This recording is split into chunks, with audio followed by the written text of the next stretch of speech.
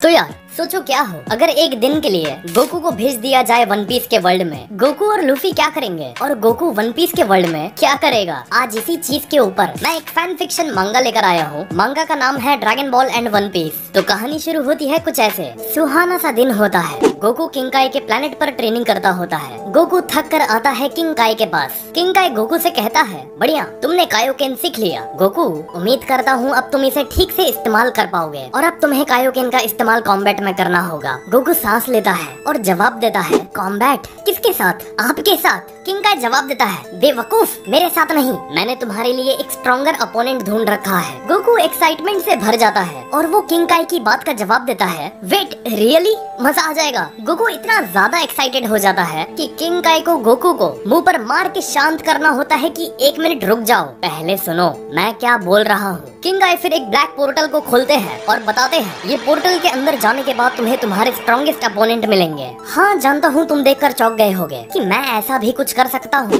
Goku देखता है portal और जवाब देता है, वेट मुझे इसके अंदर जाना है, पर मैं वापस कैसे आऊँगा? किंकाई जवाब देता है, तुम जैसे ही अपने सामने वाले अपोनेंट को हरा दोगे वैसे ही मैं दूसरा पोर्टल तुम्हारे सामने ओपन कर दूंगा जिससे तुम वापस आ जाओगे, तो कोई फिक्र मत करो। गोकू जवाब देता है, ऑलराइट फिर मैं जाता हूँ। वो पोर्टल गोकू की पूरी बॉडी को सक कर लेता है अपने अंदर। अब कहानी आती है वन पीस के वर्ल्ड में, जहाँ हमेशा की तरह एक आम सा दिन होता है। सारे क्रू अपने शिप पर होते हैं। जोरो की सोते सोते आंखें खुलती हैं और उसकी नजरें जाती हैं आसमान में। वो सोचता है, वहाँ ऊपर कुछ तो था, और उस पोर्टल से गोकू नीचे की तरफ देखता है। जोरो कहता है, 1 मिनट, मैंने पक्का उस पोर्टल में से किसी को तो नीचे गिरते हुए देखा। जोरो देखता है ऊपर और कहता है, अबे ये क्या चल रहा है? गोकू ऊपर आसमान से पोर्टल से निकलने के बाद सीधा गिर रहा होता है शिप के तरफ। जोरो हैरान, अबे ये क्या चल रहा है? ये सब कौन है? ये कौन आसमान से लुढ़क रहा है हमारे शिप के तरफ? गोकू गिरते गिरते कहता है, मुझे किंकाई ने इसके बारे में नहीं बताया था, और गोकू सीधा गिरता है जोरो के ऊपर। जोरो की हालत खराब। अरे भाई उड़ जा, नहीं मिला क्या तुझे लैंड करने के लिए? गोकू अब उठता है। हाँ चलो अच्छा है, लैंडिंग ज्यादा हार्ड नहीं रही, मुझे ज्यादा चोट नहीं लगी गिरने पर।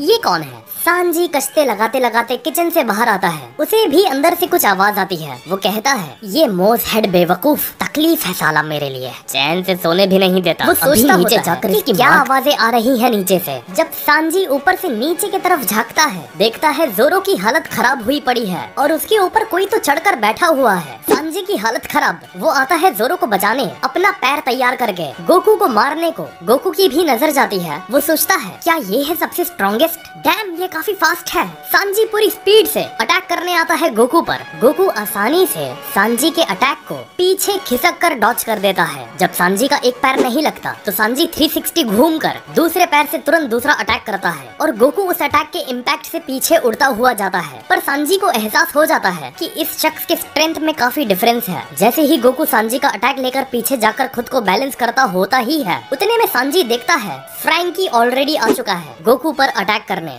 सांजी देखता है फ्रैंकी, और फ्रैंकी सीधा फेस पर अपने स्ट्रॉन्ग हैमर से गोकू के ऊपर अटैक करता है। फ्रैंकी भी कहता है, मेरे स्ट्रॉन्ग हैमर से भी इस शख्स को कोई असर नहीं हुआ, आखिर ये है कौन और आया कहां से है ये शख्स? गोकू सबके अटैक्स लेकर जस का तस लूफी के क्रू के सामने खड़ा होता है और सोचता है, वो मुझे तो किंकाई ने बताया था सिर्फ एक ही कोई होगा जो इनमें से सबसे स्ट्रॉन्गेस्ट होगा, लेकिन देखकर तो ऐसा नहीं लग रहा, ये सारे काफी अच्छे हैं। आखिर ये कौन सी जगह पर आ गया हूँ मैं? इतना सोचते सोचते फ्रैंकी वापस से आता है गोकू पर अटैक करने। गोकू फ्रैंकी के हाथों को पकड़ लेता है और उसे भी डॉच कर देता है। इसके बाद शुरू होता है ड्रैगन बॉल और वन पीस का मांगा चैप्टर 2, जहाँ पेज में दिखाया जाता है गोकू अकेला और लूफी का आधा क्रू गोकू के खिलाफ खड़ा है। बैटल से लूफी का पूरा शिप हिलने डुलने लगता है समुंदर में। काफी इंटेंस फाइट चल रही होती है गोकू और सबके बीच में। अब जोरो सब देखता है, एकदम शांत होता है वो और काफी गुस्से में। पहले अपने मुंह से वो एक तलवार को पकड़ता है, उसे देखता है जोरो को। जोरो तुम ठीक हो? अब जोरो ऐसी स्पीड में आता है गोकू के पास कि गोकू की हालत खराब कि वो कहता है, क्या स्पीड है इस शख्स की? जो स्पीड से ये आ रहा है मुझे एहसास भी नहीं हुआ। तब तक गोकू के गले के सामने जोरो की तलवार आ जाती है।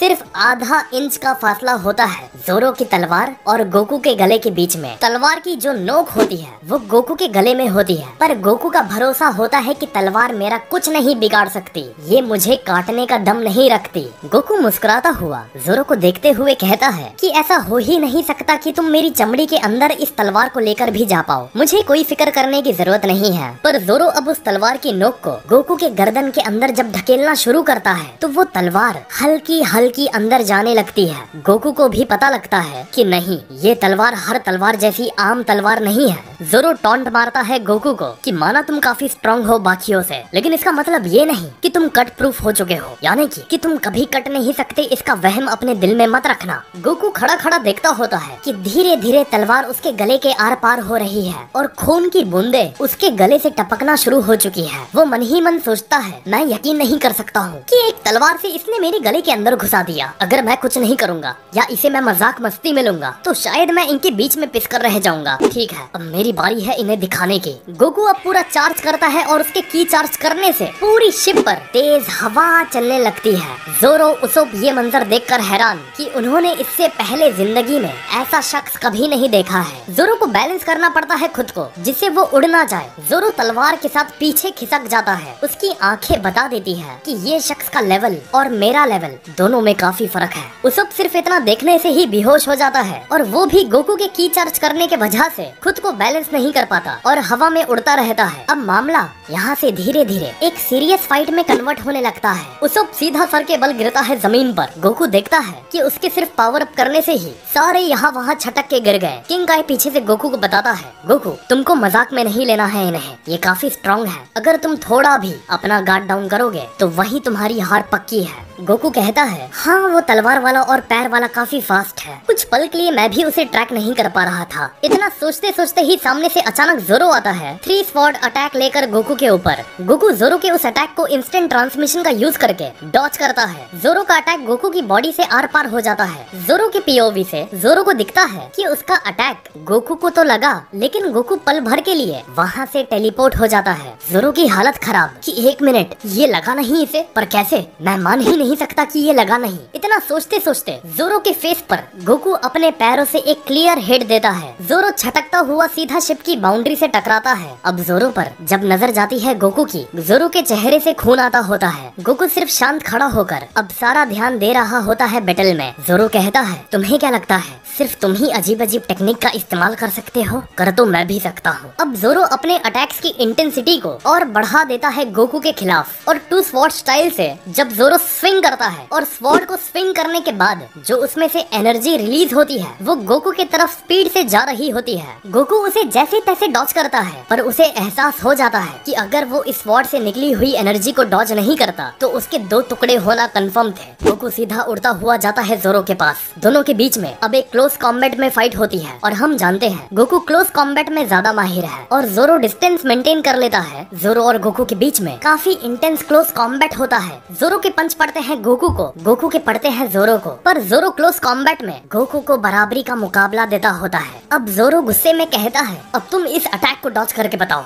फिर मैं मानूं। जोरो अपनी पूरी तलवार को स्विंग करता है गोकू पर। पीछे से अचानक अभी तक जोरो का वो अटैक कंप्लीट नहीं हुआ होता। पीछे से जोरो के कानों में आवाज आती है, क्या तुमने अभी ये कहा था कि इसे मैं चाहकर भी नहीं रोक सकता? जोरो की बोलती बंद, क्योंकि अब पूरा एडवांटेज होता है गोकू के पास। ये बार उसको पता होता है कि बस बैटल उसका यहीं खत्म। उतने में सांजी सीधा आता है और गोकू को पैरों से मार के गोकू को जोरो से दूर करता है और जोरो को बचाता है। गोकू उस अटैक से सीधा जाकर लड़ता है शिप की बाउंड्री से। सांजी गोकू को टॉन्ट मार के जवाब देता है कि जोरो ने कहा था ना, तुम इस अटैक को चाहकर भी डॉज नहीं कर सकते। उसने सच कहा था। गोकू अपनी आंखों को मलते हुए वापस से पैरों पर खड़ा होता है। जोरो सांजी से सवाल करता है कि फ्रैंकी कहाँ है, उसे तैयार हो जाना चाहिए कोलास की सप्लाई के साथ। सांजी जवाब देता है, चिंता मत करो, सब प्लान के हिसाब से चल रहा है। गोकू कहता है दोनों को देखकर, यानी कि सांजी और जोरो को, हाँ मानता हूँ तुम दोनों काफी डटकर अभी तक मेरे सामने खड़े हो, लेकिन सच कहूँ तो तुम दोनों अभी भी मेरी बराबरी नहीं कर सकते हो। फ्रैंकी ऊपर से आसमान में गोकू के ऊपर अपने स्पेशल कोला अटैक से उसके ऊपर एम लॉक कर रहा होता है नीचे, और जैसे ही नीचे शिप पर जब वो गोकू के ऊपर अपने एम को लॉक कर लेता है और उसका एम जब सेट हो जाता है, फ्रैंकी सीधा अटैक रिलीज कर देता है गोकू पर। गोकू रगड़ता हुआ, शिप के किनारे से जाकर लड़ता है, उसके मुंह से खून बह जाता है। वो अटैक लेकर फ्रैंकी एकदम डैमेज हालत में खुश हो जाता है। ओ ये काम आ गया। पर उसकी नजरें पड़ती हैं गोकू पर कि ऐसा नहीं हो सकता कि इसने ये भी सरवाइव कर लिया हो। और अब यहाँ से शुरू होता है चैप्टर 3, जहाँ गोकू और लूफी का आमना सामना होता है। खैर ज्यादा पेजेस नहीं है,